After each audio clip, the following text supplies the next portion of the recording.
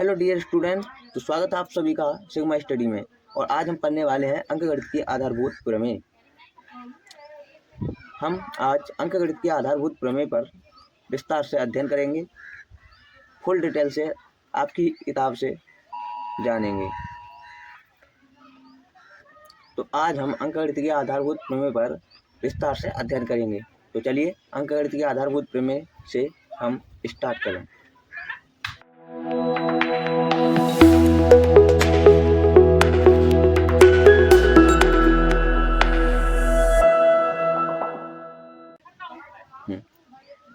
तो चलिए शुरू करते हैं। इसने कहा है कि आप पिछली कक्षाओं में देख चुके हैं, यानी पिछली कक्षा में आप पढ़ चुके हैं क्या कि प्राकृत संख्याओं को उनके अभाज्य गुणनखंडों के एक गुणनफल के रूप में लिखा सकता है। कोई भी प्राकृत संख्या है उसको आप उसके अभाज्य गुणनखंडों के एक गुणनफल के रूप में लिख सकते हैं। यहाँ पर एक चीज ध्यान देना, अभाज्य गुणनखंडों के एक गुणनफल के रूप में, यानी कि मान लो आपके पास कोई संख्या है, मान लो हम 15 को ही ले लेते हैं, ठीक है। तो अगर हम 15 को उसके गुणनफल के रूप में लिखें तो अभाज्य गुणनखंडों के गुणनफल के रूप में क्या समझे आप? यहाँ देखना, अभाज्य गुणनखंडों का मतलब है हम ऐसे खंडों में तोड़ेंगे इसे कि जो खंड बनेंगे उन्हें किसी और खंड में ना तोड़ा जा सके। मान लो इसे ऐसे तोड़ सकते, देखो 3 गुणा 5। अब देखो हमारे पास 2 खंड प्राप्त हुए। कौन कौन से? हमारे पास 2 खंड प्राप्त हुए, लेकिन हमने इसे गुणनखंड के एक गुणनफल के रूप में लिख दिया। क्या ये अभाज्य है? अगर ये अभाज्य है तो सही है। देखो ये 3 भी अभाज्य है, इसे और नहीं विभाजित किया जा सकता, 5 को भी नहीं। तो क्या ये भी एक अभाज्य गुणनखंड है और ये भी एक अभाज्य गुणनखंड है, और इनके गुणनफल के रूप में हम किसी भी प्राकृत संख्या को लिख सकते हैं, ठीक है। ये आपने पिछली कक्षाओं में पढ़ा होगा। अब आइए प्राकृत संख्याओं पर अन्य दृष्टिकोण से विचार करने का प्रयत्न करें। मतलब हम प्राकृत संख्याओं पर एक नया विचार करें, ठीक है, एक नई सोच, यानी एक नया उत्साह के ऐसा करके देखते हैं। वो यह देखें कि क्या अभाज्य संख्याओं को गुणा करके एक प्राकृत संख्या प्राप्त की जा सकती है। अब ऊपर ध्यान देना, यहाँ देखना, एक प्राकृत संख्या को अभाज्य संख्या के गुणनखंड के रूप में तो तोड़ सकते हैं हम, ये तो ठीक है। अब हम ये देख रहे हैं या ये देखने की कोशिश कर रहे हैं कि हम अभाज्य संख्याओं की गुणा करें। अगर हम अभाज्य संख्याओं की गुणा करें तो क्या हमें प्राकृत संख्या प्राप्त होगी या नहीं होगी, ये बोल रहा है। समझ में आई? और क्या बोल रहा है, आइए इसकी जांच करें। कुछ अभाज्य संख्या मान लीजिए कि 3, 2, 3, 5 जो कि विभाजित न हो, 2, 3, 5, 7, 11, 23, कोई संग्रह लीजिए। मतलब हमने काफ़ी सारी संख्याएं ली, और या फिर ऐसे मानो, मैं आपको बताता हूँ, आपके पास एक बैग है, चलो बैग ही बना देता हूँ असली साइज, ये डिब्बा ले लो, ठीक है।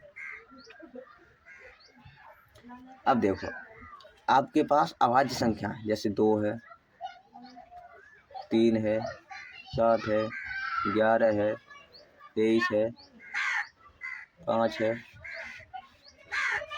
और ले लो 17 है। तो बोल रहा है, क्या बोल रहा है, ये देखो, इन संख्याओं का कोई संग्रह लीजिए। संग्रह का मतलब है इन सभी संख्याओं को इकट्ठा कर लीजिए।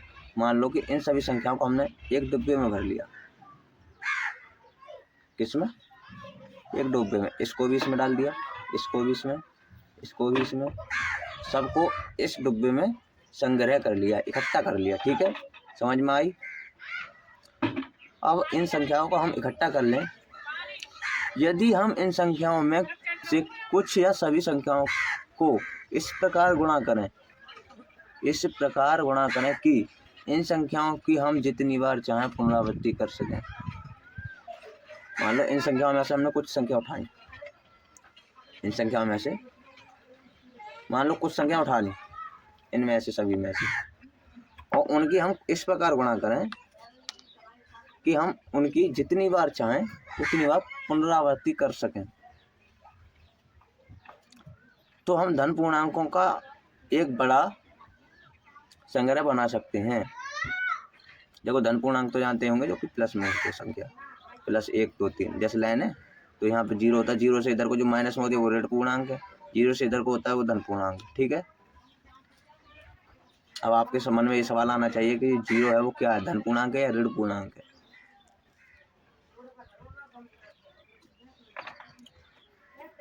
तो हम एक संग्रह बना सकते हैं किसका, धनात्मक पूर्णांकों का एक बड़ा संग्रह बना सकते हैं।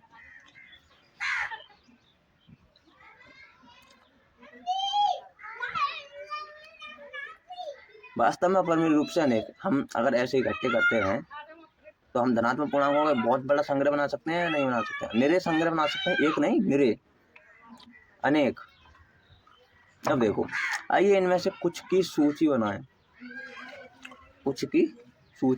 जैसे 7 गुणा 11 गुणा 23, या इनको हमने इस तरह बनाया। अगर मान लो मैं आपको एक तरीके से और समझा दूँ थोड़ा सा, इस वाले डिब्बे वाले उदाहरण में थोड़ा सा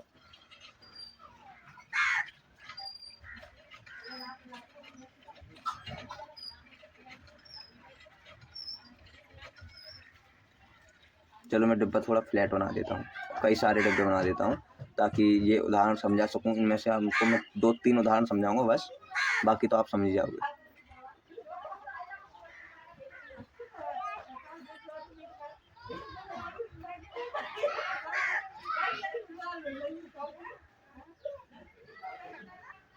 सॉरी,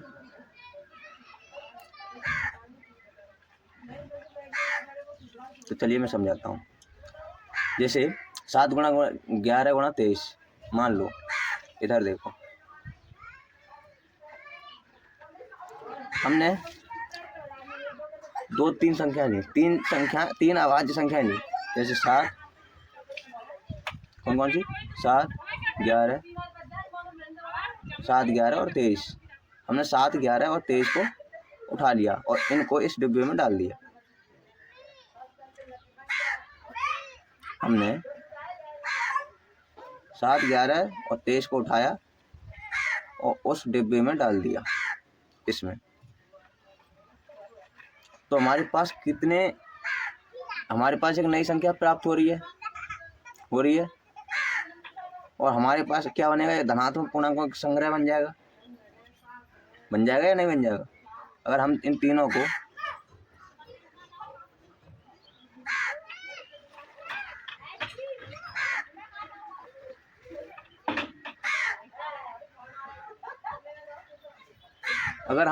को इस डिब्बे में डाल दें, इस वाले में, तो हमारे पास इन तीनों पूर्णांकों का एक संग्रह बन जाएगा या नहीं बन जाएगा? बन जाएगा। धनात्मक है, ये सभी पूर्णांक धनात्मक है तो धनात्मक पूर्णांकों का एक संग्रह बन जाएगा या नहीं बन जाएगा? बन जाएगा।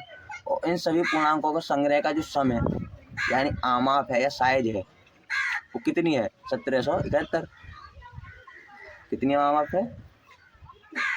1771। ऐसे ही अगर हम ऐसे इसको जो इन सभी धनात्मक पूर्णांकों का संग्रह बनाए तो हमारे पास उसकी आमाप कितनी होगी? 5313। समझ में आ रही है? मेरी बात आपको समझ में आ गई होगी। तो हम धनात्मक पूर्णांकों का संग्रह बना सकते हैं। एक संग्रह ये बना दिया जिसमें ये 4 धनात्मक पूर्णांक है, एक ये बना दिया जिसमें ये 3 धनात्मक पूर्णांक है, एक ये बना दिया जिसमें ये 5 हैं, ऐसे ये बना दिया। ऐसे ही हम अनेक बना सकते हैं। अब मानो कि हमने एक ऐसा संग्रह बनाया, सोचो कि हमने एक ऐसा संग्रह बनाया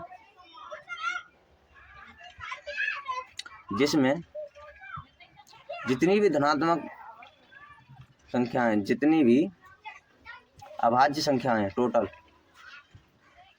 जितनी भी अभाज्य संख्याएं यानी कि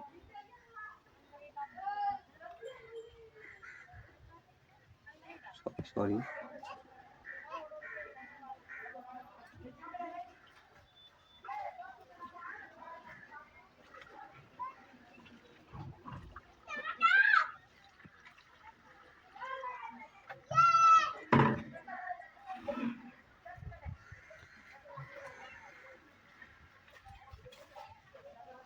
अब देखो हमारे पास मान लो कोई ऐसा संग्रह है जिसमें सभी अभाज्य संख्याएं हैं, यानी कि हमने उन जितनी भी अभाज्य संख्याएं पूरे विश्व में, पूरे गणित में, उन सभी अभाज्य संख्याओं को हमने इस डिब्बे में डाल दिया। क्या किया? इस डिब्बे में डाल दिया। तो क्या होगा? अगर उन सभी अभाज्य संख्याओं को पूरी गणित में जितनी भी अभाज्य संख्याएं उसको इन डिब्बे में डाल दें, तो क्या आप, ये बोल रहा है, तो क्या आप इसके आमाप के बारे में अनुमान लगा सकते हैं? क्या आप इसके साइज की यानी गुणा करके पूरी गणित की अभाज्य संख्याओं के अगर गुणा करें तो उसका जो उत्तर आएगा वो कितना आएगा, उसका साइज कितना होगा? क्या आप इनमें परिचित संख्याओं का पूर्णांक सम्मिलित हैं? क्या इनमें परिमित संख्या में पूर्णांक सम्मिलित हैं अथवा अपरिमित रूप से अनेक पूर्णांक सम्मिलित हैं? ये पूछ रहा है। क्या इसमें परिमित संख्या में पूर्णांक सम्मिलित हैं या अपरिमित संख्या में? क्या होगा आपका उत्तर? यानी कि निश्चित संख्या में पूर्णांक सम्मिलित हैं क्या अनंत? अपरिमित मतलब हमें पता ही नहीं कितनी पूर्णांक है, अनलिमिटेड। ठीक है। वास्तव में अभाज्य संख्या परिमित रूप से अनेक, अपरिमित रूप से अनेक, यानी हमें पता नहीं, हमें खुद ही नहीं मालूम कि पूरी गणित में कितनी अभाज्य संख्याएं हैं। और अगर हमें मालूम भी होता, मान लो हम सभी की करते जाएं ढूंढ के पूरी गणित खकोड़ते हुए करते जाएं, तो हम उसके साइज का अनुमान ही नहीं लगा पाएंगे, क्योंकि संख्या अनेक हैं। हमारे पास अभाज्य संख्या कितनी अनेक हैं, अपरिमित रूप से अनेक। इसलिए हम इन अभाज्य संख्याओं को सभी संभव प्रकारों से संयोजित करें तो हमें सभी अभाज्य संख्याओं और अभाज्य संख्याओं के सभी संभव गुणनफल का एक अनंत संग्रह प्राप्त होगा। यानी जब अभाज्य संख्या क्या है, अपरिमित रूप से अनेक है, यानी कोई पता नहीं कितनी है, तो हमें जो संग्रह बनेगा, अगर हम करते जाएं तो हमारे पास जो संग्रह बनेगा वो भी तो अनंत ही बनेगा। ये मानो, ऐसे समझो, जैसे अगर आपके पास 4 रुपये हैं तो आप अपनी पॉकेट में 4 ही रुपये तो रखोगे, लेकिन आपके पास कितने रुपये हैं? अनंत। तो आपकी पॉकेट में कितने रुपये आने चाहिए? आपकी पॉकेट भी तो अनंत रुपये रखने लायक हो ना हो, आपकी पॉकेट में अभी तो अनंत ही रुपये आएंगे, नहीं आएंगे। या ऐसे समझो, इसको थोड़ा और समझाऊँ नए तरीके से, तो सुनो। ऐसे मान लो आपके पास 4 रुपये हैं, दो के 2 सिक्के पड़े हैं, तो 4 ही रुपये तो आ सकते हैं आपकी जेब में, दो के। ठीक है। अब मान लो आपके पास ऐसे मेरे सिक्के हैं, अनंत सिक्के हैं, अनंत, तो आपकी जेब में भी तो अनंत ही रुपये होंगे। वैसे ही है, यहाँ समझो, हमारे पास अभाज्य संख्या परिमित रूप से अनेक हैं, तो उसके गुणनफल का एक संग्रह जो प्राप्त होगा वो भी तो अनंत ही होगा। अब प्रश्न उठता है कि क्या हम इस प्रकार की सभी अभाज्य संख्याओं को प्राप्त कर सकते हैं? प्राप्त करने का मतलब हम ढूंढना, क्या हम सभी संख्याओं को ढूंढ सकते हैं, प्राप्त कर सकते हैं? इस प्रकार की सभी भाज्य संख्या, सॉरी गलती हो गई पीछे, क्या हम इस प्रकार से सभी भाज्य संख्या प्राप्त कर सकते हैं? अब हम एक प्रश्न तो क्लियर हुआ कि अभाज्य संख्याओं को हम प्राप्त नहीं कर सकते, वो तो अनंत है, सभी को तो प्राप्त नहीं कर सकते। अब प्रश्न क्या उठ रहा है कि क्या हम सभी भाज्य संख्याओं को प्राप्त कर सकते हैं?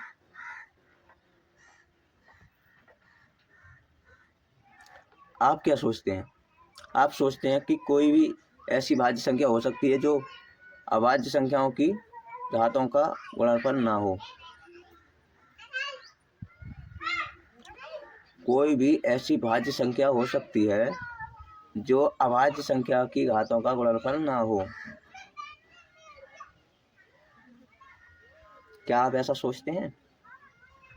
इसका उत्तर देने से पहले आइए हम धनात्मक पूर्णांकों के गुणनखंड करें, अर्थात सभी अभी तक हमने जो किया वह उल्टा करें। मतलब अभी तक हमने जो किया उसका ठीक उल्टा करें। मान लो हमने अभी क्या किया, गुणनखंडों के रूप में लिखा, यानी गुणनखंडों अभाज्य संख्याओं का क्या किया, गुणा की, और एक प्राकृत संख्या प्राप्त करने की कोशिश की, जैसे 2 गुणा 3 गुणा 5, और उससे एक प्राकृत संख्या प्राप्त करने की कोशिश की। यही तो किया। अब इसका ठीक उल्टा करें, एक प्राकृत संख्या का क्या करें, गुणनखंड करें। देखो ठीक उल्टा करते हैं। अब गुणनखंड वृक्ष का प्रयोग करेंगे। अब आप सीखने वाले हैं फैक्टर ट्री। ये आपको गुणनखंड करने में बहुत ही ज़्यादा हेल्पफुल होता है, और आपको ये कक्षा 8 में, 7 में और 6 में अगर आप पढ़े हों, आपके टीचर सही अच्छे मिल गए हों, तो आपने ये जरूर पढ़ा होगा।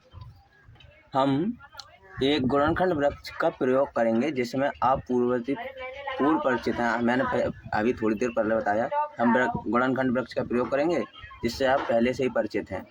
आइए एक बड़ी संख्या मान लीजिए कि हमने 32,760 और उसके गुणन 32,760 ले ली, और उसके गुणनखंड नीचे दर्शाए हुए अनुसार कर दिए।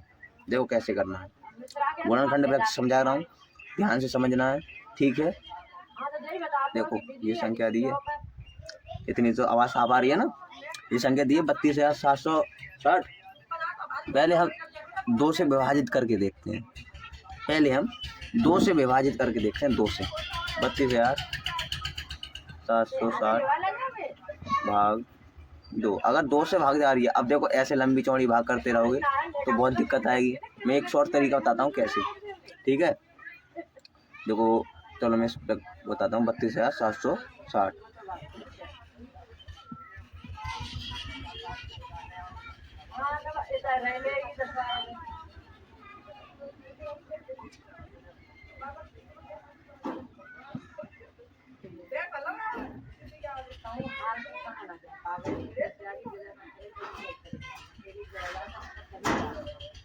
अब देखो हमें दिया है 32,760।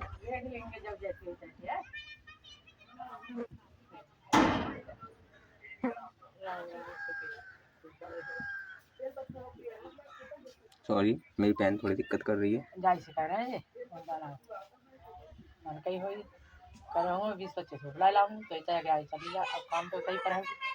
मोता का थूथड़ो आ रही है, बीच में मर गई।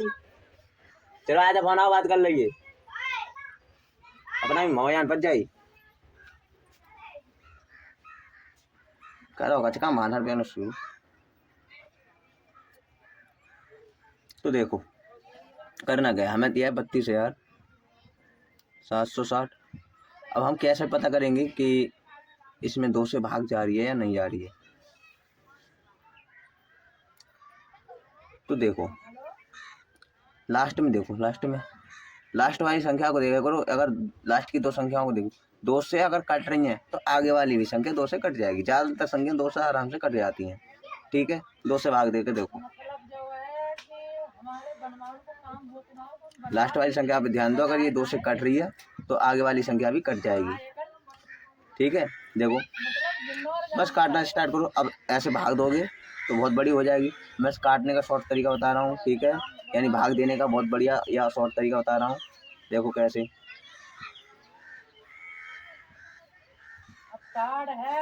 देखो इसकी 2 एकम 2, 2 एकम 2, 2 एकम 2, एक बार भाग गई, ठीक है। 2 से 3 में एक बार भाग गई, 2 एकम 2, 2 में एक बार भाग गई तो हमारे पास कितने बचे, 1 बचा, यानी 2 एकम 2, यानी 3 में से 2 हटाए तो 1 बचा। या ऐसे समझाता हूँ मैं, थोड़ा ऐसे समझने में दिक्कत आएगी। 2 एकम 2, तो इसमें से 1 घटेगा, 1 बचेगा, 1 को इसके आगे रख दोगे तो ये आ जाएंगे 12। समझ में आई? तो 2 एकम 2 यानी 1 आया है, यहाँ पर 1 शेषफल बचा, 1 शेषफल को इसके आगे रख देंगे तो ये हो जाएंगे 12। 10 की गुणा में चलता है 1 शेषफल, तो ये हो जाएंगे 12। अब देखो 2 छिक्का 12, 2 छिक्का 12। अब इसे 2 नहीं पढ़ना है, 12 पढ़ना है, क्योंकि एक इसका जो कि इसके आगे लग जाएगा तो ये हो जाएंगे 12। ठीक है, तो 2 छिक्का 12। अब देखो ये फाइनल हुआ। अब देखो 7 में 2 तो 2 तिया 6, 2 तिया 6, एक इसका बच्चा, वो 6 के आगे लगा दो। 7 में से जो एक बच रहा था 2 तिया 6 हटाने पर तो एक बचेगा 7, तो 7 में से 6 घटाने पर हमारे पास एक बच रहा था 2 तिया 6 करने पर, यानी कि हम इससे 6 बार करेंगे तो 2 तिया 6, एक बचेगा। इस एक को इसके 6 के आगे रख दो, यानी हो जाएंगे 16, तो 2 अट्ठे 16, 2 अट्ठे 16।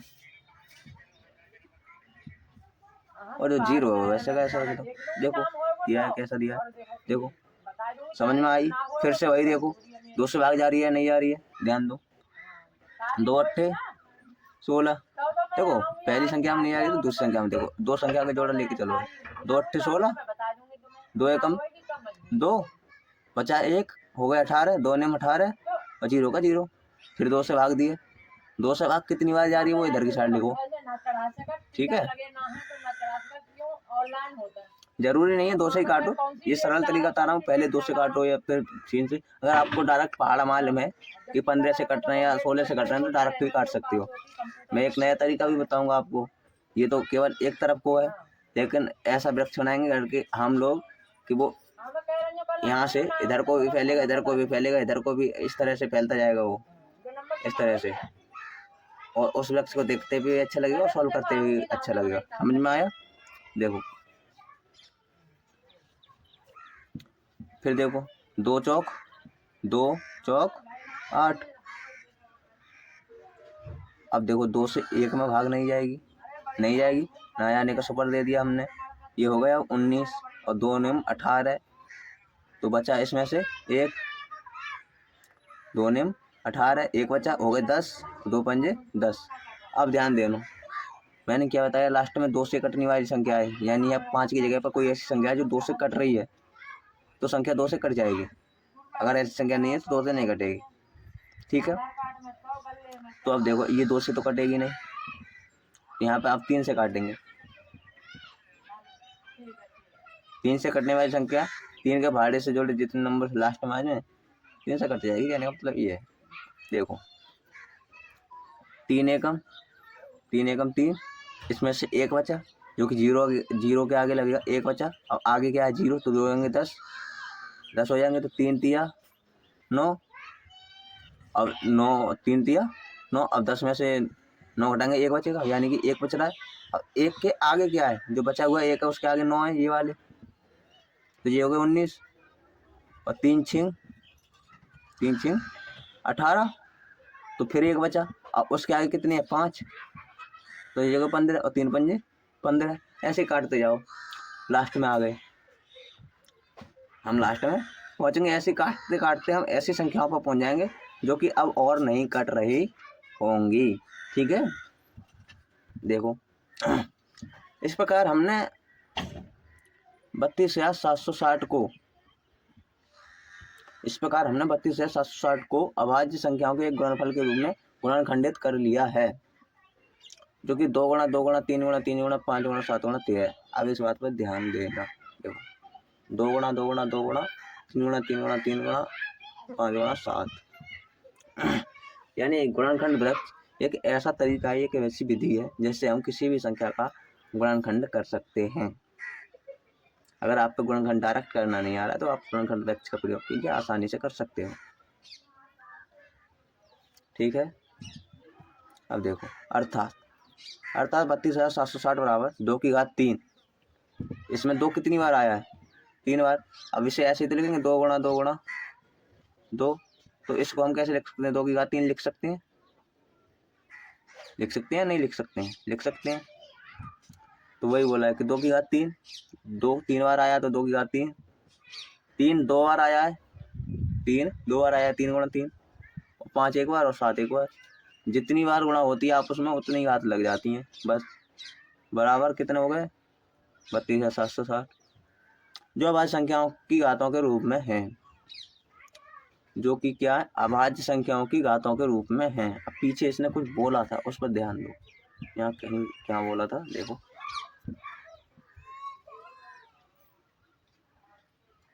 यहाँ ध्यान दो।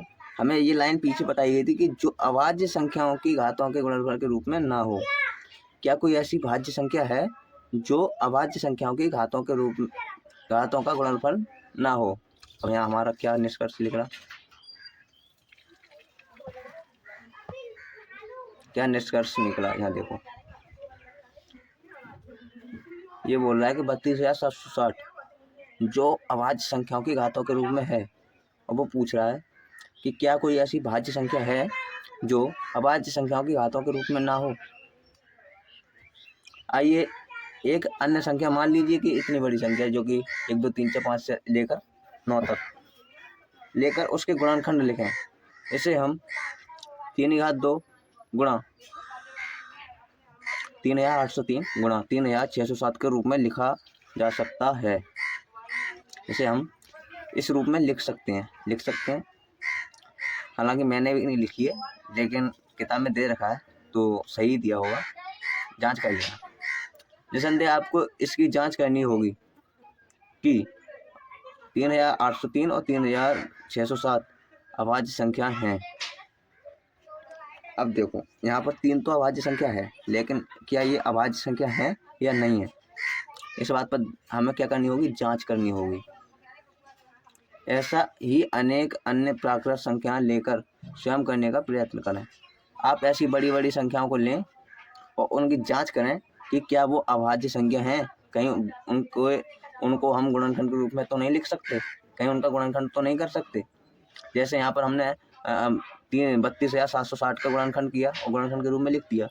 क्या हम इनको या आप मन में सोचिए, उन संख्याओं को इन रूप में लिख सकते हैं या नहीं लिख सकते हैं। कहने का मतलब ये है, आपको अभाज्य संख्याएं खोजनी है और उनकी जांच करनी है, क्या उनको गुणनखंड के रूप में लिख सकते हैं या नहीं लिख सकते हैं। अगर गुणनखंड के रूप में लिख सकते हैं तो वो एक अभाज्य संख्या नहीं है, वो एक भाज्य संख्या है, और नहीं लिख सकते हैं तो वो एक अभाज्य संख्या है। ठीक है, तो आप इन दोनों संख्याओं की जांच करना।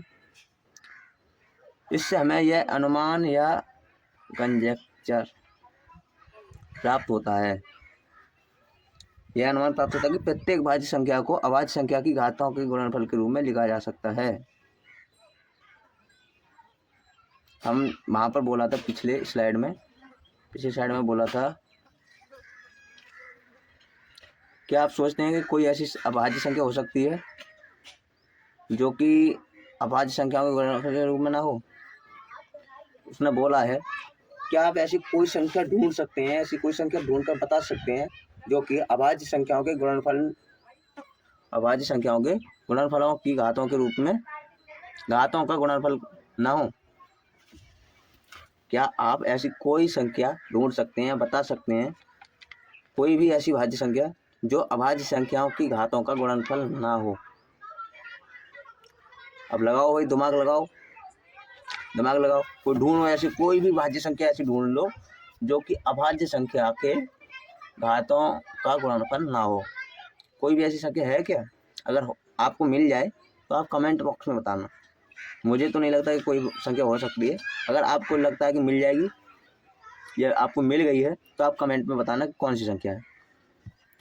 वास्तव में यह कथन सत्य है तथा ऊपर वाला कथन दोबारा से दोहरा रहा हूँ, और ये कथन याद रखना, प्रत्येक भाज्य संख्या को अभाज्य संख्याओं की घातों के गुणनफल के रूप में लिखा जा सकता है। मैं इस पे थोड़ा मार्क कर दूं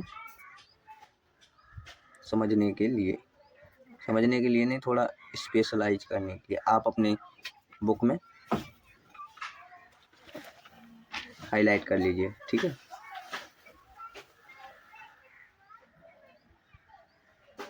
ठीक, प्रत्येक भाज्य संख्या को अभाज्य संख्या की घातों के गुणनफल के रूप में लिखा जा सकता है। वास्तव में यह कथन सत्य है तथा पूर्णांकों के अध्ययन में यह मूल रूप से अति महत्वपूर्ण स्थान रखता है। इसी कारण यह कथन अंकगणित की आधारभूत प्रमेय कहलाता है। अब आपको अंकगणित की आधारभूत प्रमेय समझ में आ गई होगी। यानी अंकगणित की आधारभूत प्रमेय क्या है? अंकगणित की आधारभूत प्रमेय ये कहती है, प्रत्येक भाज्य संख्या को अभाज्य संख्याओं की घातों के गुणनफल के रूप में लिखा जा सकता है।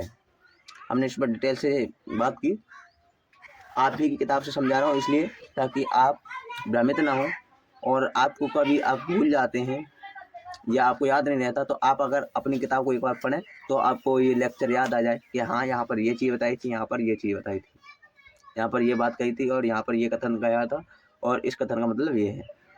अगर आप कुछ नहीं, आपको बाहर से कहीं पढ़ने की ज़रूरत नहीं है, आप केवल और केवल अपनी किताबों को पढ़िए और सच मानो, सही बता रहा हूँ, आप उतना कुछ सीखोगे जितना आप बाहर से नहीं सीख पाओगे। चलो तो आगे शुरू करते हैं। यह कथन वास्तव में सत्य है तथा पूर्णांकों के अध्ययन में हम मूल रूप से एक अति महत्वपूर्ण स्थान रखता है। यह कथन सत्य भी है और पूर्णांकों के अध्ययन में महत्वपूर्ण स्थान रखता है। ठीक है, एक अति महत्वपूर्ण स्थान रखता है। इसी कारण इस कथन को अंकगणित की आधारभूत प्रमेय कहते हैं, फंडामेंटल थ्योरम ऑफ अर्थमेटिक कहलाती है। आइए इस प्रमेय को औपचारिक रूप से व्यक्त करें, यानी इसको हम परिभाषा के रूप में व्यक्त करें। ठीक है, और भाई साहब यहाँ पर एक चीज़ पर और ध्यान देना, ये भाई साहब दिख रहे हैं ना, दिख तो रहे होंगे, ना दिख रहे होंगे तो कहना शक्ल भाई दिखने चाहिए, शक्ल आगे सामने है। चलो बाद में बात करेंगे इनके ऊपर, थोड़ी किताब से अंकगणित के आधारभूत प्रमेय पढ़ें। प्रमेय 1.2 यानी आपकी किताब की दूसरी प्रमेय है, पहले पार्ट की दूसरी प्रमेय। 1.2 का मतलब है पहले पार्ट की दूसरी प्रमेय। ये बोल रही है अंकगणित के आधारभूत प्रमेय क्या कहती है, प्रत्येक भाज्य संख्या को अभाज्य संख्याओं के एक गुणनफल के रूप में व्यक्त किया जा सकता है। कहने का मतलब ये है, अभाज्य संख्याओं के गुणनफल के रूप में व्यक्त करना मतलब उसको तोड़ के गुणनखंडित कर सकते हैं। अभाज्य संख्याओं को ऐसी संख्याओं के रूप में तोड़ के लिख सकते हैं जो कि और विभाजित नहीं होंगी तथा यह गुणनखंड अभाज्य गुणनखंड के आने वाले क्रम के बिना अद्वितीय होता है। ध्यान से सुनना इस बात को, यह गुणनखंड अभाज्य संख्याओं के आने वाले क्रम के बिना अद्वितीय होता है। मतलब इसमें अभाज्य संख्याओं का क्रम भी बना होता है, जैसे पिछले वाले उसमें दिया था ना, पिछली स्लाइड में, ये 2, 2 के बाद 3 और फिर 5, 2 के बाद 3 फिर 5 फिर 7, ये क्रम से आए ना, पहले 2 फिर 3 और फिर 5 फिर 7, ऐसे इसमें क्रम भी बना रहता है। अब चलो इनके बारे में पढ़ लें भाई साहब, आदरणीय है, सम्मानपूर्वक बात करें इनके साथ।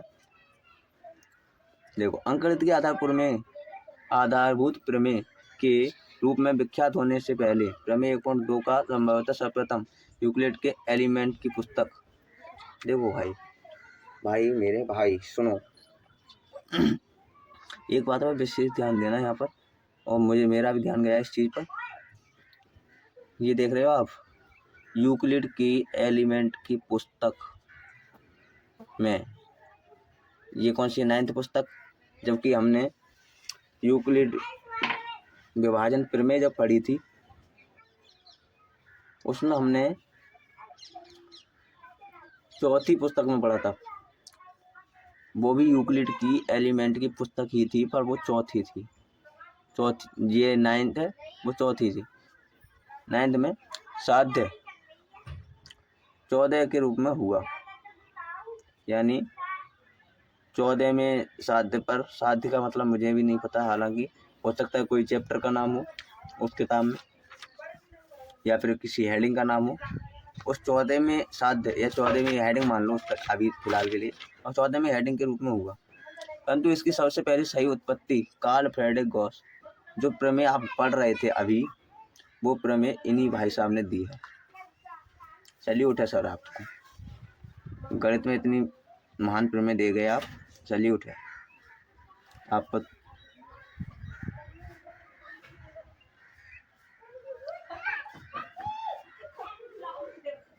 हरा गोला तो बनाना पड़ेगा भाई,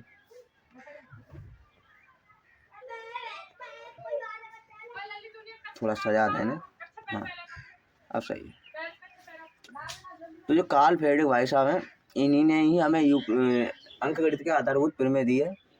आपको प्रश्न आ सकता है, जैसे मान लो बोर्ड में या कहीं, हालांकि आपको बोर्ड में तो नहीं आएगा, लेकिन जब गणित से बड़े संबंधित बड़े एग्जाम जो होते हैं उसमें छोटी छोटी बातों पर भी ध्यान दिया जाता है। पूछ लेते हैं कि अंकगणित की आधारभूत प्रमेय किसने दी, तो क्या नाम बताओगे? Karl Frederick Gauss. अगर कोई ज़्यादा ही होशियार बन रहा है आपकी क्लास में तब पूछ सकते हो कि तुमने पहले अध्याय में अंकगणित की आधारभूत प्रमेय पढ़ी है, तो वो बोलेगा हाँ, तो आप कह सकते हो कि वो प्रमेय किसने दी, तो सामने वाला अटक जाएगा। आप इन छोटे छोटे पॉइंट्स पर ध्यान देना, छोटे छोटे पॉइंट्स ही आगे जाकर बड़े बड़े एग्जाम के लिए बहुत ही ज़्यादा यूजफुल रहते हैं, और छोटे छोटे पॉइंट्स हमारे जनरल नॉलेज बहुत बढ़ाते हैं। ठीक है, आगे देखो। इन्होंने अपनी कृति डिस्क्विशंस अरिथमेटिक की डिस्क्विशंस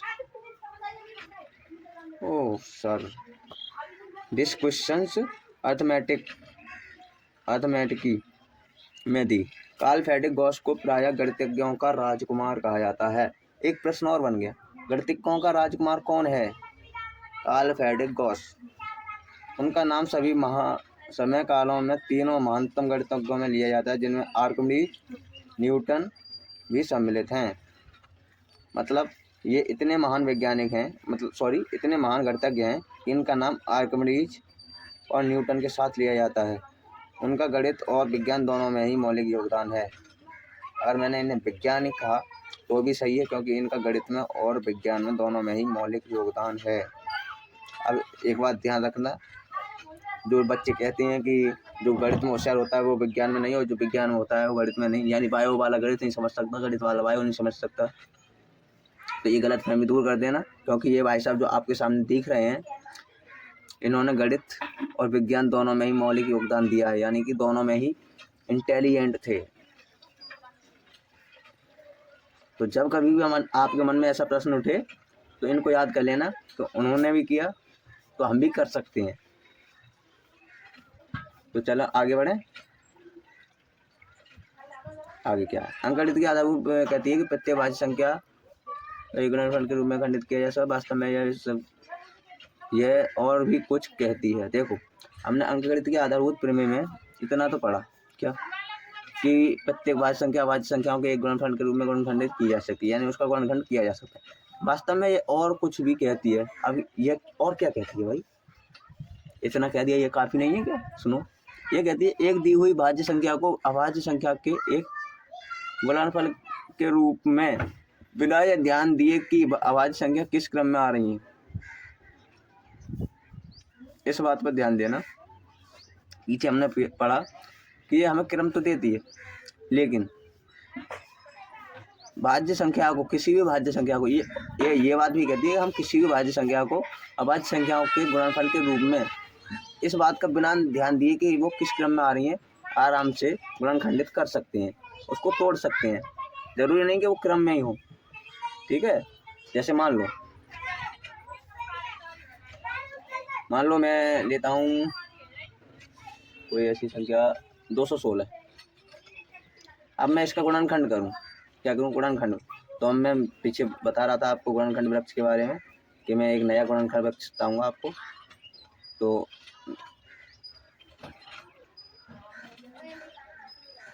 मैं उस गुणनखंड वृक्ष को भी बता देता हूँ साथ ही साथ। देखो, इसको हम दो भागों में तोड़ सकते हैं। पहला देखो, 16 में 216 होते हैं, यानी हम इसे 16 गुणा 16 भी लिख सकते हैं, यानी यहाँ भी 16 आ सकते हैं, यहाँ भी 16 आ सकते हैं, और यहाँ भी 16 आ सकते हैं। 16 में 216 होते हैं। गलत हो रहा है, माफ़ी चाहूँगा, गलती हो गई।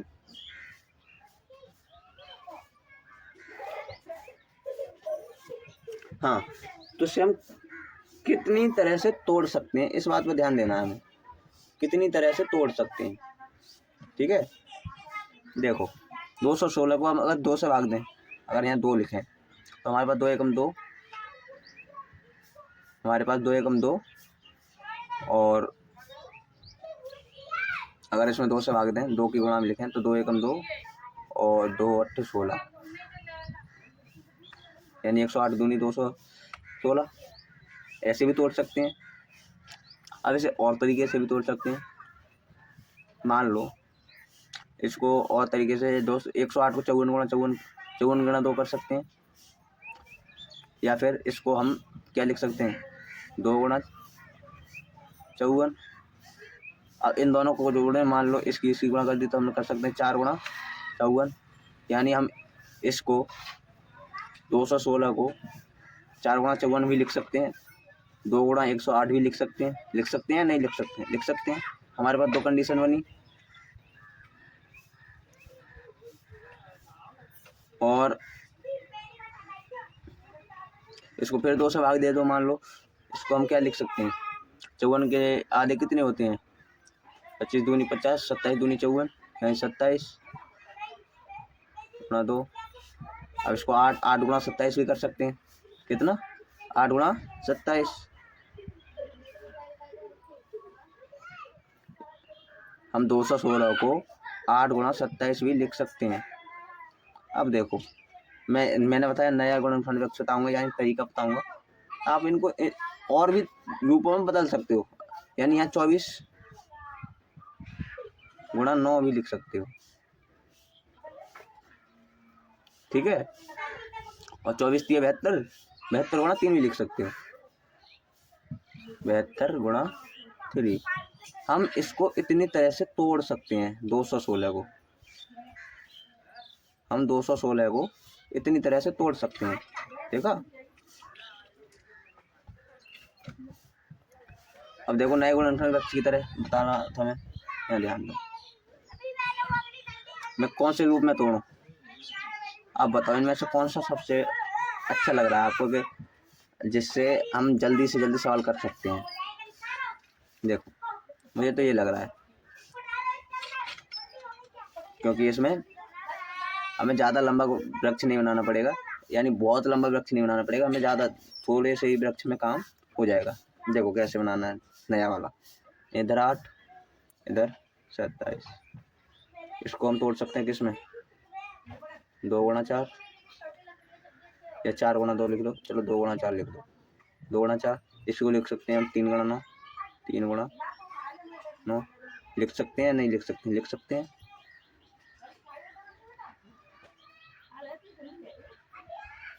और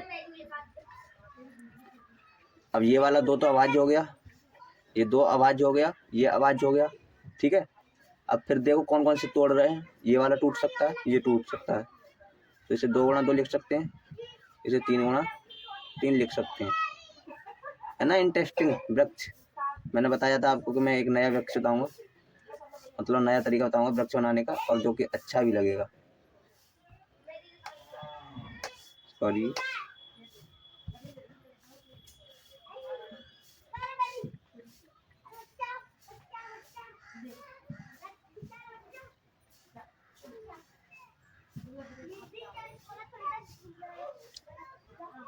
ये लो आपके वृक्ष। किताब में आपकी में एक ही तरह का वृक्ष दिया था, तिरछा तिरछा चलना, तो वो तो आपका वृक्ष इस तरह से बनेगा जो ऊपर दिया है ना, ये वाला। एक मिनट रुकना, मैं थोड़ा से व्यवस्थित कर दूँ। ये वाला दिया है ना 2 गुणा 108, अगर इसको हम फॉलो करते हैं तो वो हमारी किताब में दिया है वैसा वृक्ष बनेगा, ठीक है। अब ये वृक्ष बन गया। और मैं आपको क्या समझा रहा था, अभी समझा रहा था मैं, हाँ, बिना ध्यान दिए कि अभाज्य संख्याएं किस क्रम में आ रही हैं, हमें इस पर ये ध्यान देने की ज़रूरत नहीं है यहाँ पर कि अभाज्य संख्या किस क्रम में आ रही है। देखो यहाँ पहले 2 आया, यहाँ 3 आया था, फिर 2 आ गया, फिर 2 आ गया, यहाँ 3 आ गया, फिर 3 आ गया, तो इसकी कोई आवश्यकता नहीं है। अंकगणित के आधारभूत प्रमेय में इसकी आवश्यकता नहीं समझती। अब देखो इसका गुणनखंड हम 216 का गुणनखंड कैसे लिख सकते हैं। देखो हमारे पास 2 कितनी बार आया, 1 2 3, और 3 1 2 3, तो हम 216 को लिख सकते हैं क्या 2 की घात 3 गुणा 3 की घात 3। समझ में आया गुणनखंड वृक्ष बनाना और आपकी किताब से। चलो आगे देखें। हाँ, एक अद्वितीय प्रकार से गुणनखंड किया जा सकता है। सॉरी, थोड़ी मिस्टेक लग रही है मुझे इसमें। हाँ, ठीक है। ये बोला बिना ध्यान दिए अभाज्य संख्या किस क्रम में आ रही है एक अद्वितीय प्रकार का गुणनखंडित किया जा सकता है।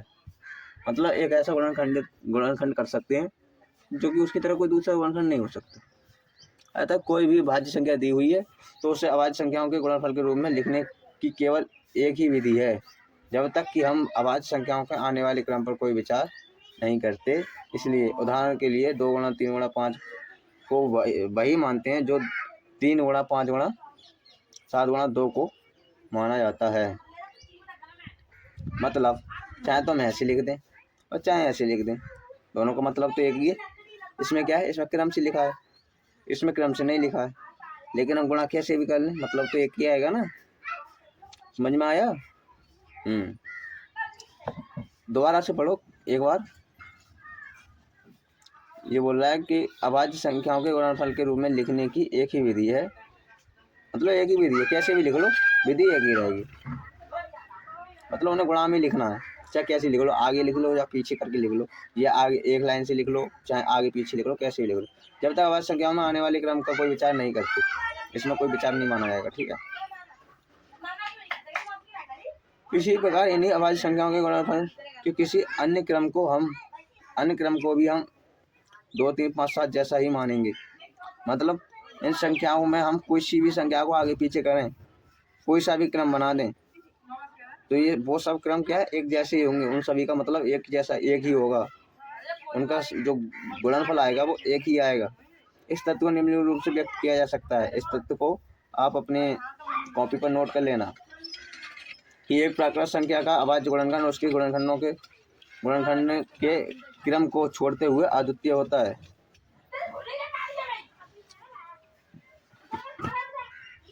देखो इस लाइन को दोबारा से ध्यान से सुनो।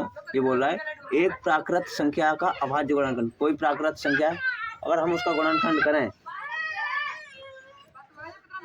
तो गुणनखंड करने के बाद देखो, इस बात को समझने के लिए मैं थोड़ा सा आपको समझा ही देता हूँ। ठीक है, इस पेज पर जगह है, पर जगह होती तो ठीक। हाँ चलो समझाता हूँ। ये बोला किसी एक प्राकृत संख्या का अभाज्य गुणनखंड, जैसे ऊपर वाली संख्या का ही ले लो, 216 वाली। ठीक है, 216 वाली ले लो, उसका गुणनखंड हमने किया था 2 गुणा 2 गुणा 2 गुणा 3 गुणा 3 हाँ 3। ठीक है। हाँ, एक प्राकृत संख्या का अभाज्य गुणनखंड उसके गुणनखंडों के क्रम को छोड़ते हुए अद्वितीय होता है। मतलब ये जो गुणनखंड दिया है हमारे लिए, ये गुणनखंड अद्वितीय है। अभाज्य संख्याओं का जो गुणनखंड है वो अद्वितीय है। अद्वितीय मतलब इस संख्या का कोई और गुणनखंड नहीं किया जा सकता, यही गुणनखंड बनेगा। इस संख्या को हम और किसी और गुणनखंड के रूप में नहीं लिख सकते। इस संख्या का ये गुणनखंड एक अद्वितीय गुणनखंड है, इसके सिवा इस संख्या का कोई दूसरा गुणनखंड नहीं होगा। यानी एक प्राकृत संख्या का केवल एक ही गुणनखंड होता है। गुणनखंड का मतलब समझ रहे हो? देखो ये खंड है और उस खंडों की गुणा की जा रही है, बस उसमें बोल रहा है कि गुणनखंडों के क्रम को छोड़ते हुए, यानी कि जो गुणनखंड है ना, ये खंड है, इन खंडों के क्रम को छोड़ते हुए। जरूरी नहीं कि ये 2 गुणा एक लाइन मतलब क्रम से ही हो कि 2 के बाद 3 आएगा, 3 के बाद 4 आएगा। इसे हम ऐसे भी लिख सकते हैं, कैसे, ये 2 गुणा 3 लिख लो बीच में। मान लो कि हमें ये वाला 3 लिखना है पहले, तो इससे पहले लिख लो। मान लो ये 2 लिखना है पहले, तो हम इसे भी ऐसे लिख सकते हैं। जो मन में आए वैसे लिख लो, कोई सा भी क्रम लिख लो। इसमें से आप कोई सा भी क्रम लिख लो, लेकिन जो अभी जो गुणनखंड है, इस गुणनखंड का हम किसी भी क्रम में लिख लें इस गुणनखंड को, लेकिन जो गुणनखंड अभी दिया है वो गुणनखंड तो एक अद्वितीय है, गुणनखंड तो एक ही है। लिखो चाहे आपकी मर्जी हो तो ऐसे लिख लो। आपके मन में आ रहा है 3 पहले लिखने हैं तो 3 पहले लिख लो, आपके मन में आ रहा है 2 पहले लिखने हैं तो 2 पहले लिख लो।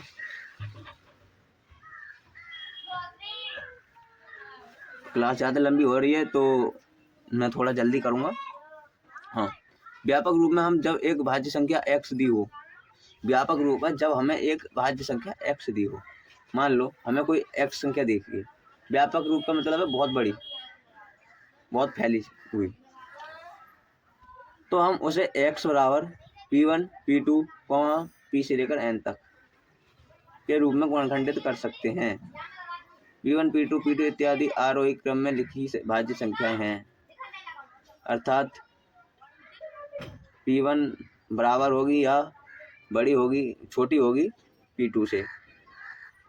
यदि हम समान भाज्य संख्याओं को एक साथ मिला लें, समान अभाज्य संख्याओं के साथ मिला लें तो हम अभाज्य संख्याओं की घातों को प्राप्त हो जाती हैं, अभाज्य संख्याओं को घातें प्राप्त हो जाती हैं। अब देखो, इस बात को समझो। मान लो इसमें ये x है, ठीक है। अब इसको आरोही क्रम में, आरोही क्रम का मतलब है बढ़ते क्रम में, ठीक है। आरोही का मतलब है बढ़ते क्रम में, बढ़ते क्रम में लिखें तो मान लो P मान लिया, ये P1 P2 P3 P4 P5 P6 ऐसे n। अगर ये x है तो मान लो कोई पता नहीं हमें, तो मान लो लास्ट वाली संख्या Pn है, ये n है, ठीक है। तो जो P1 होगी, माना हुआ है, जरूरी नहीं है, मैंने बताया था ना किसी भी क्रम में लिख सकते हैं। लेकिन अगर x है, x में हमें पता ही नहीं है कि संख्या क्या है, तो हम इसे इस रूप में लिख सकते हैं, इस वाले में, यानी P1 गुणा P2 गुणा P3 ऐसे, जिसमें P1 छोटी होगी या बराबर होगी P2 से, ऐसे P2 छोटी होगी या बराबर होगी P3 से, और लास्ट में जो संख्या Pn वो सबसे बड़ी होगी अगर आरोही क्रम में लिखें तो, ठीक है। यदि हमें समान संख्याओं का एक साथ मिला लें, यानी हमने समान संख्याओं को एक साथ मिला लिया इनको, तो हम इसको, तो हमें अभाज्य संख्याओं की घातें प्राप्त हो जाती है। हमें इसकी घात प्राप्त हो गई, ये आपको ऊपर बता दिया है। देखो, एक बार निर्णय लेने के बाद गुणनखंडों का आरोही क्रम होगा तो दी हुई संख्या के अभाज्य गुणनखंड अद्वितीय होंगे। एक बार यह निर्णय लेने के बाद कि गुणनखंडों का क्रम आरोही क्रम होगा तो दी हुई संख्या के अभाज्य गुणनखंड अद्वितीय होंगे। अगर ये क्रम आरोही क्रम है तो जो संख्या का गुणनखंड है वो अद्वितीय होगा। अंकगणित के आधारभूत प्रमेय के गणित तथा अन्य क्षेत्र में उनका अनुप्रयोग, आइए नीचे कोई उदाहरण देखें। संख्या 4, देखो उदाहरण आपको मैं प्रश्नावली हल करते वक्त बताऊंगा। चलो आपको एक उदाहरण मैं हल करवा देता हूँ, मतलब क्लियर करा देता हूँ, ताकि आपको अंकगणित आधारभूत प्रमेय जो ऊपर मैंने अभी बताया था वो समझ में आ जाए। संख्या 4n पर विचार कीजिए, जहाँ n एक प्राकृत संख्या है।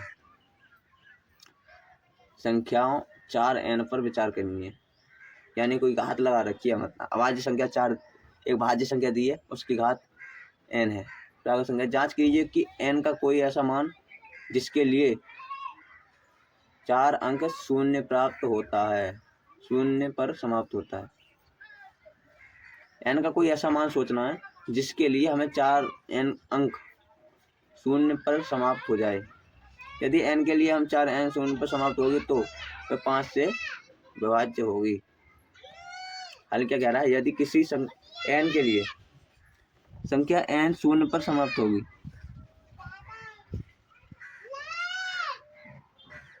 तो वह 5 से विभाज्य होगी, अर्थात 4n के अभाज्य गुणनखंड में अभाज्य संख्या 5 आनी चाहिए। अगर शून्य पर समाप्त होगी तो 5 से तो अभाज्य होगी।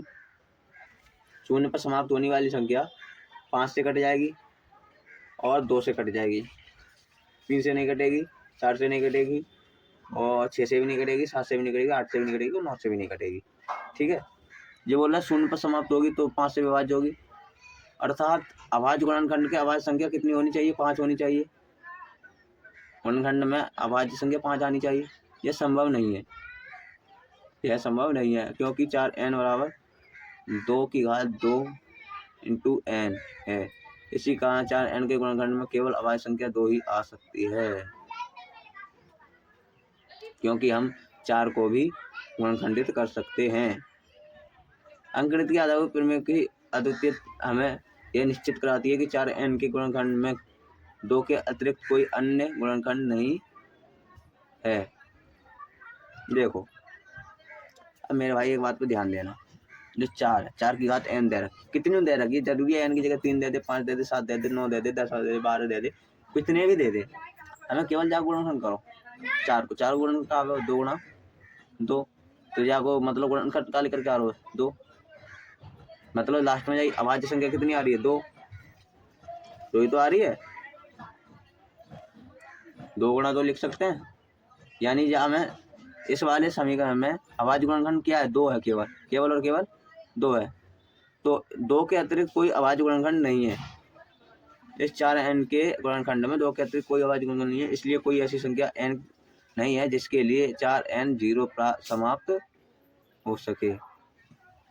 n का कोई ऐसा मान नहीं है जिससे 4n जो है, जिसमें n का मान रखें 0 में समाप्त हो सके। पिछली कक्षा में आप पढ़ चुके हैं कि 2 धनात्मक पूर्णांकों का LCM अंकगणितीय आधारभूत प्रमेय का प्रयोग करके किस प्रकार ज्ञात करते हैं। ऐसा करते समय इस प्रमेय का नाम का उल्लेख नहीं किया गया था।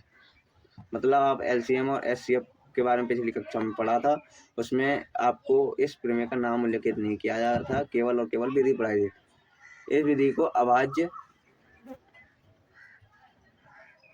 विधि को अभाज्य गुणनखंड विधि कहते हैं। आपने पीछे विधि पढ़ी होगी 6, 7, 8 में, ये वाली ऐसे करके करते हैं, जिससे अभाज्य गुणनखंड विधि कहते हैं। HCF और LCM निकालने वाली विधि, सॉरी ये वाली नहीं, गुणनखंड के रूप में लिखते हैं वो। तो हमने जो अंकगणित आधारभूत प्रमेय पढ़ी उसको हम क्या नाम दे सकते हैं, एक नाम और अभाज्य गुणनखंड विधि भी कह सकते हैं। आइए उदाहरण की सहायता से विधि को पुनः याद करें। संख्या 4 और 20 के अभाज्य गुणनखंड विधि से SCF और LCM याद कीजिए। देखो अब आप SCF और LCM निकालना सीखोगे, ठीक है, वो भी अभाज्य गुणनखंड विधि से। पहला टॉपिक आपने सीखा अंकगणित के आधारभूत प्रमेय, दूसरा टॉपिक आपने सीखा क्या, अभाज्य गुणनखंड विधि, और आप सीखोगे आप अभाज्य गुणनखंड विधि से SCF और LCM निकालना, ठीक है। देखो 6 और 20 का सही है, सवाल तो हमने पढ़ लिया उदाहरण।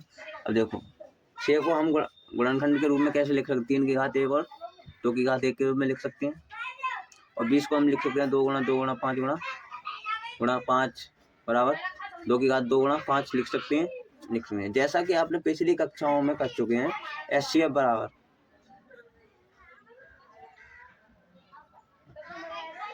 HCF 6 और 20 का SCF आएगा 2, और LCM कितना आएगा 2 गुणा 3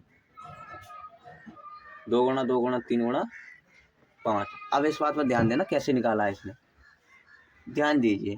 SCF 2 संख्याओं में प्रत्येक उभयनिष्ठ अभाज्य गुणनखंड की सबसे छोटी घात का गुणनफल। 2 क्या संख्याओं में प्रत्येक उभयनिष्ठ अभाज्य गुणनखंड की सबसे छोटी घात का गुणनफल है। ये सबसे छोटी घात का गुणनफल है, सबसे छोटी अभाज्य संख्या। और ये बोला है सही है। और LCM बोला है संख्याओं में संबद्ध प्रत्येक अभाज्य गुणनखंड की सबसे बड़ी घात का गुणनफल है। यानी LCM और SCM कितना फर्क है, बस छोटा सा फर्क है। एक पहला संख्याओं में प्रत्येक उभयनिष्ठ अभाज्य गुणनखंड की सबसे छोटी संख्या का गुणनफल क्या होता है, SCF होता है। और जो संख्याओं में गुणनखंड के बाद जो संख्या प्राप्त होती है उनमें संबद्ध प्रत्येक अभाज्य गुणनखंड की सबसे बड़ी घात का गुणनफल।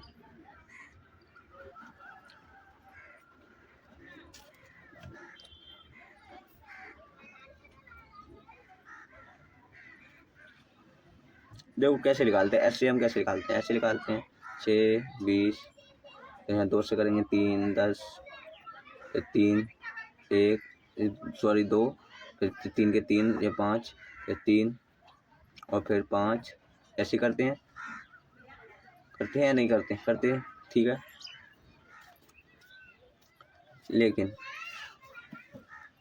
लेकिन इस बात पर ध्यान देना, इसमें जो सेम है उन्हें छोड़ देना, मतलब इनमें जो सेम है उनमें से केवल एक लेना है। यानी यहाँ 2 1 दिया है तो इन दोनों 2 में से एक लेना है, यानी 1 2 3, लेकिन ये दोनों में कॉमन है एक, तो इस केवल और केवल इन दोनों को ले लेना है, इसे छोड़ दो। 3 इसमें दिया है लेकिन इसमें नहीं दिया है, तो 3 को भी ले लेंगे। 2 गुणा 2 गुणा 3 और ये 5। जो दोनों में कॉमन होता है उसमें से केवल एक लेते हैं। जैसे मान लो कि पीछे वाले को भूल जाओ, अब ये 2 इसमें भी कॉमन है, इसमें भी कॉमन है, तो दोनों में से 1 2 ले लेंगे। ठीक है, ऐसे निकालते हैं LCM। ठीक है, दोनों का गुणनखंड करो, जो जो कॉमन है उनको बाहर ले लो और जो कॉमन नहीं है उनकी गुणा दोनों कर दो, दोनों रंग से उठा के। ये कॉमन था, इनमें तो 1 ले लिया, और जो कॉमन नहीं थे ये और ये, इन तीनों की गुणा भी हमने कर दी। गुणा करने के बाद जितना उत्तर आए वही LCM है। और HCF कितने कॉमन ले जा रहे हैं, देखो केवल एक जोड़ा कॉमन लिया जा रहा है, ये 2 वाला, केवल 2 कॉमन लिए जा रहे हैं, मतलब ये HCF। अब लिए जाते, मान लो कि ये वाले एक और 2 कॉमन ले लिए जाते, यानी 1 2 कॉमन ले लिए जाते और 2 इसमें मैच खा रहे हैं, यानी 2 दूनी 4, तो इसका HCF 4 हो जाता। जितने मैच खा रहे हैं उतने उनकी गुणा, जितने गुणनखंड मैच खा रहे हैं उनका गुणनखंड का जो गुणनफल आएगा वो तो HCF है। और जितने मैच खा रहे हैं उनमें से एक एक उठाकर, और जो मैच नहीं खा रहे हैं उनके सब गुणा करके जो बैठ रहा है वो LCM है। छोटा सा फर्क है, ज़्यादा बड़ी बात नहीं है। मैं सवालों को हल कराऊंगा तो आपको समझा दूंगा, ठीक है, अगली क्लास में समझ लेना। देख लिया होगा HCF गुणा LCM। उपरोक्त उदाहरण से आपने देख लिया होगा कि HCF और गुणा LCM, ये फॉर्मूला याद रख लेना बहुत ही, और ये 6-7 आदमी में पढ़ा भी होगा। HCF गुणा LCM बराबर 6 गुणा 20 है, यानी कि जो संख्या हमें दी होती हैं उनका गुणनफल लासा यानी कि लघुत्तम समापवर्तक तथा मासा महत्तम समापवर्तक के गुणनफल के बराबर होता है। वास्तव में अंकगणित के आधारभूत प्रमेय का प्रयोग करके हम इसी जांच कर सकते हैं। इन 2 धनात्मक पूर्णांक AB के लिए, ये जो गहरी लाइन दी है इन्हें कॉपी पर लिख लेना। सुनो, किन्हीं 2 धनात्मक पूर्णांक AB के लिए, मान लो कोई धनात्मक पूर्णांक AB, मान लो इसमें 6 और 20, ठीक है, के लिए HCF AB गुणा LCM AB बराबर A गुणा B होता है। ठीक है, इस परिणाम का प्रयोग करके हमें 2 धनात्मक पूर्णांकों का LCM ज्ञात कर सकते हैं। यदि हमने उसका HCF पहले ज्ञात कर लिया है तो देखो, अगर हमारे लिए अब ये ऐसे हो जाएगा, इसमें देखो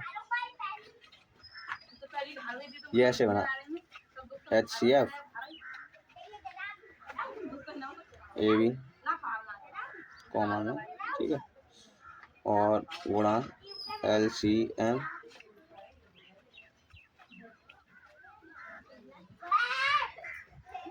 AB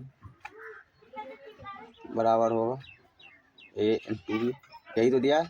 ठीक है, अब क्या करें, अगर इस गुणा वाले को इधर ले आए बराबर के चिन्ह के, तो ये A गुणा B के बटे में पहुंच जाएगा। अब मान लो हमें पहले से ही दे रखा है क्या, HCF या LCM, दोनों में से कोई एक दे रखा है पहले से ही, तो हमें क्या करना है, उन दोनों की गुणा करनी है पहले, जो हमें AB दिए हैं उनकी, और उसके बाद जो दिया है HCF या LCM उससे भाग दे दो। हमारे लिए अगर आपको HCF दिया है तो LCM निकालने को बोलेगा, निकाल सकते हो, अगर LCM दिया है तो आप HCF निकाल सकते हो। समझ में आ गया होगा। देखो इसमें यही किया है, 96 और 404 का HCF ज्ञात कीजिए या और फिर LCM ज्ञात कीजिए। अब आज गुणनखंड विधि द्वारा करना क्या है, पहले हम एक को याद कर लेते हैं, बाकी दूसरा हमें उस फॉर्मूले से याद कर लेना है। देखो 96 गुणनखंड में से हम प्राप्त है, देखो दोनों के गुणनखंड करें, इनमें कॉमन क्या है, देखो 2 की घात 2 और 2 की घात 5 में से 2 की घात 2 कॉमन है, यानी 2 की घात 2 तो है ही है, और कुछ कॉमन नहीं है, यानी 2 की घात 2 यानी 4। हमारे पास HCF कितना आ गया, 4 आ गया। HCF कितना आ गया, 4, यानी हम इस 2 की घात 5 को ऐसे भी लिख सकते हैं, 2 की घात 2 गुणा 2 की घात 3 लिख सकते हैं, नहीं लिख सकते, लिख सकते हैं। तो इसमें 2 की घात 2 ये और 2 की घात 2 ये वाली कॉमन हो जाएगी, यानी 2 दूनी 4, तो 4 HCF हो जाएगा। मैंने बताया था पीछे, जो कॉमन होता है वो HCF, जो कॉमन होता है उसमें से एक उठाकर जो कॉमन नहीं हो रहे हैं उनके साथ गुणा कर दो तो LCM हो जाएगा। अब देखो LCM कैसे निकालेंगे, A इंटू B बटे HCF, पीछे वाले इसकी तरह HCF हमें ज्ञात है इसके बटे में पहुंचा दो, एलसीएम निकल आएगा। करो, देखो कैसे किया इसने।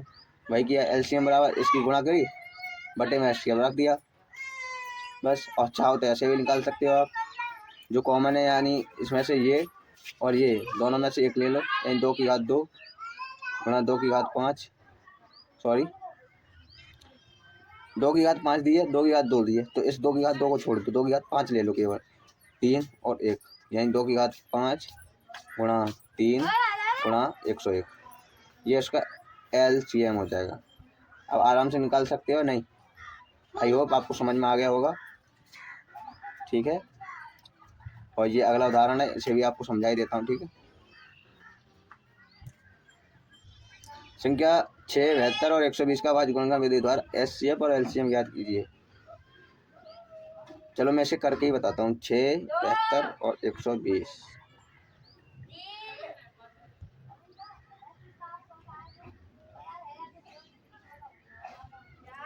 6, 72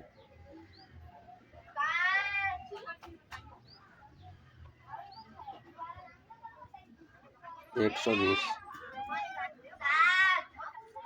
इनका गुणनखंड करना है।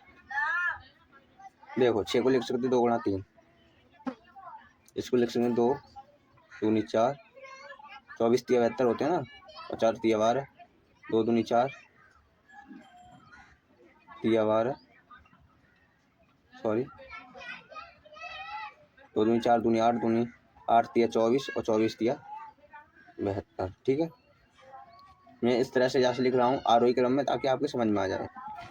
अब देखो आगे इसे लिख सकते हैं हम,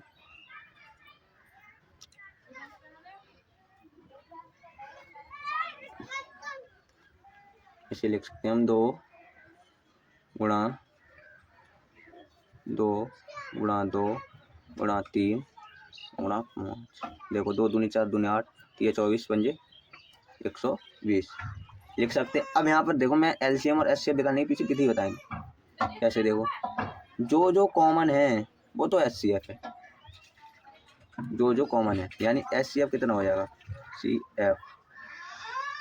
कॉमन क्या क्या है, देखो ये तीनों कॉमन है और ये, यानी ये जो इन तीनों में आ रहे हैं उनके गुणनफल आ जाएगा एचसीएफ, ठीक है।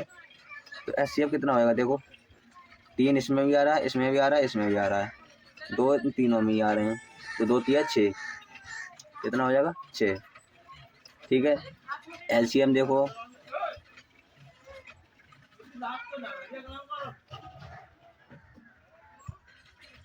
अब एलसीएम देखो,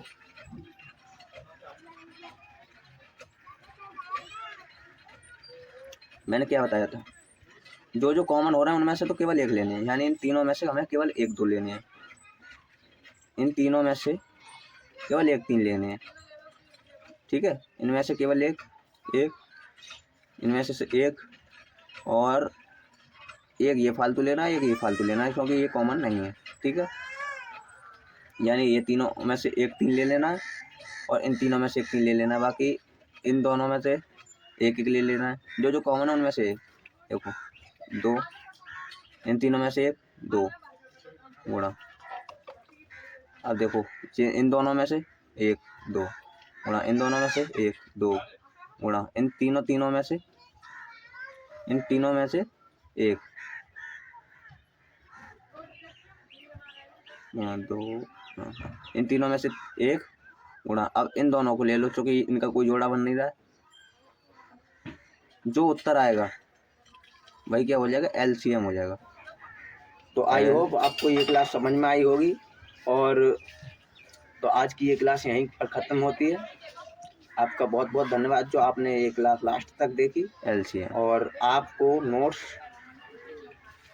जो आपने अभी यहाँ पढ़ा है उसके सुव्यवस्थित नोट्स की पीडीएफ आपको हमारे टेलीग्राम चैनल तथा व्हाट्सएप चैनल दोनों में से किसी पर भी चली जाइए, और दोनों पर चले जाइए, और वहाँ पर आपको इनकी पीडीएफ फ्री मिल जाएगी, बिल्कुल फ्री उपलब्ध है। टेलीग्राम तथा व्हाट्सएप चैनल का लिंक स्क्रीन पर भी दिया गया है। अगर इस स्क्रीन पर आप समझ नहीं पा रहे हैं तो एलसीएम क्या हो जाएगा? डायरेक्ट लिंक से जाना चाहते हैं एलसीएम क्या होगा? 2 दूनी 4। तो डिस्क्रिप्शन में हमने 2 दूनी 4 तथा टेलीग्राम दोनों का लिंक डाल दिया है, उस वहाँ पर गुणा 5 यानी 8 गुणा 9 गुणा 5 बराबर हो जाएगा 8 ने 72 और 72 पंजे 72 गुणा 5 बराबर कितना हो जाएगा? 2 पंजे 10 और 2 5 7 35 और 1 36 यानी 360। समझ में आया एलसीएम कैसे निकालना है, एचसीएफ कैसे निकालना है? आई होप आपको समझ में आ गया होगा।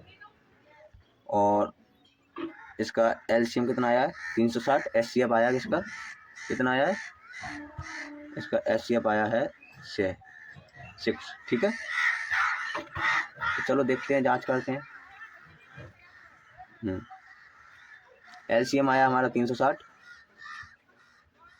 और एचसीएफ आया है 6। मैंने बहुत सरल विधि बताई है आपको एलसीएम और एचसीएफ निकालने की। अब आपको नीचे जो प्रश्नावली दी गई है, आई होप आप इस प्रश्नावली को आसानी से हल कर सकते हो। देखो, संख्याओं के गुणनखंडों के गुणनफल के रूप में, कहने का मतलब है इस पे आपको अंकगणित की आधारभूत प्रमेय लगानी है। कहने का मतलब ये इनका गुणनखंड के रूप में लिखना है, तोड़ तोड़ के लिखना है, बस कुछ नहीं करना है। जैसे 4 को हम क्या लिख सकते हैं? 2 गुणा 2, वैसे लिखना है इन सबको तोड़ तोड़ के। इतना जरूर है कि जो लास्ट में बचे वो क्या हो? एक अभाज्य संख्या बचे। जब तक तोड़ना, जब तक कि अभाज्य संख्या बचे। ये नहीं है कि आप जैसे 15 है, 16 ले लो, तो इसको आप लिख दो 4 गुणा 4, तो ये गलत हो जाएगा, क्योंकि अभी 4 भी भाज्य है और 4 भाज्य है, तो इसको हम 2 गुणा 2 लिख सकते हैं और इसको भी 2 गुणा 2 लिख सकते हैं, यानी अब ये होगा अभाज्य गुणनखंड। ठीक है, हाँ। पूर्ण संख्याओं का एलसीएम और एचसीएफ ज्ञात कीजिए। जांच कीजिए कि दोनों संख्याओं का गुणनफल एचसीएफ गुणा एलसीएम है। कहने का मतलब वो फॉर्मूला दिया है, उस फॉर्मूले से इनका एचसीएफ और एलसीएम निकालने के बाद हमें जांच करनी है। कर लोगे? अभाज्य गुणनखंड विधि द्वारा निम्नलिखित पूर्णांकों का एचसीएफ और एलसीएम ज्ञात कीजिए। जैसे मैंने अभी बताया था ऊपर या पिछली स्लाइड में, जैसे हमने यहाँ पर एलसीएम और एचसीएफ ज्ञात किए हैं, वैसे ही इनके ज्ञात करनी है, सेम टू सेम, कुछ नहीं करना। एचसीएफ इनका एचसीएफ इतना दिया है, तो एलसीएम क्या होगा? आपको वही फॉर्मूला लगा लेना जो कि अभी मैंने पिछली बार बताया था। क्या? कौन सा? ये वाला। ये फॉर्मूला आपको लगा देना है, आपको उत्तर बहुत जल्दी आ जाएगा, ये वाला। ठीक है, आगे जांच कीजिए किसी प्राकृत संख्या n के लिए 6n 0 अंक पर समाप्त होती है। मैंने बीजे का उदाहरण बताया था आपको।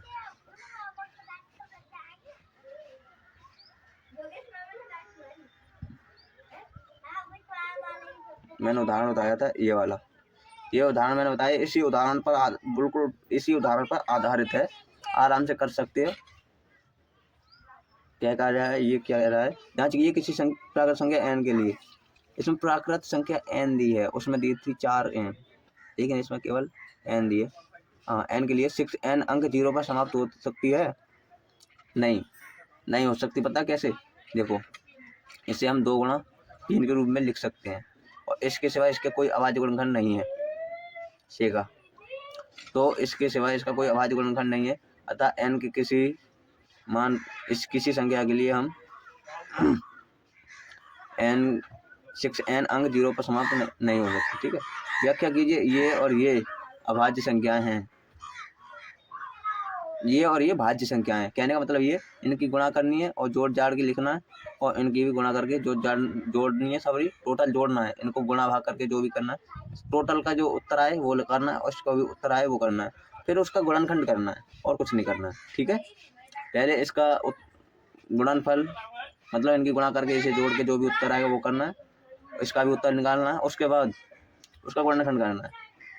किसी खेल के मैदान के वृत्ताकार पथ पर इसी मैदान का एक चक्कर लगाने सोनिया को 18 मिनट लगते हैं, जबकि इसी मैदान का एक चक्कर लगाने रवि को 12 मिनट लगते हैं। मान लीजिए दोनों एक स्थान पर समय पर दिशा में चलना प्रारंभ करते हैं, तो कितने समय बाद पुनः पहुंचेंगे?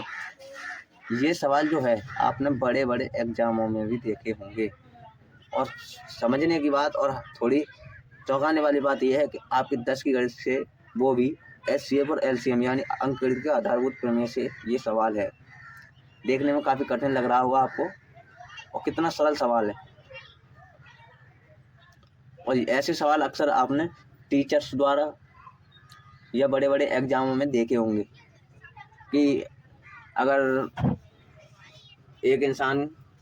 दो इंसान एक ही स्थान पर खड़े हैं, अगर एक इंसान को एक चक्कर लगाने में 18 मिनट लग रहे हैं और दूसरे इंसान को 2 चक्कर लगाने में 9 मिनट लग रहे हैं, तो वे कितने समय बाद, अगर दोनों एक ही स्थान पर एक चक्कर लगाने में 18 मिनट लगा रहा है, एक 9 मिनट लगा रहा है 2 चक्कर लगाने में, तो वे कितने समय बाद पुनः अपने उसी स्थान पर मिलेंगे, ये बोल रहा है ऐसे।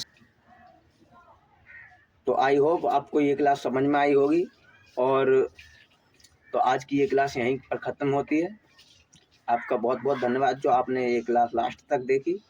और आपको नोट्स, हाँ, तो डिस्क्रिप्शन में हमने व्हाट्सएप तथा टेलीग्राम दोनों का लिंक डाल दिया है, वहाँ पर उन लिंकों पर क्लिक कीजिए तथा हमारे चैनल में जाइए और वहाँ से नोट्स की PDF डाउनलोड कीजिए। वहाँ पर आपको केवल इन्हीं नोट्स की नहीं, आपको विज्ञान तथा गणित की 9 से लेकर 12 तक की सभी कक्षाओं के नोट्स मिल जाएंगे।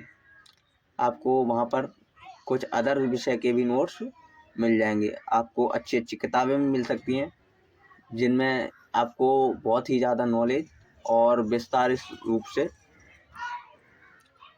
चीज़ें बताई गई होंगी।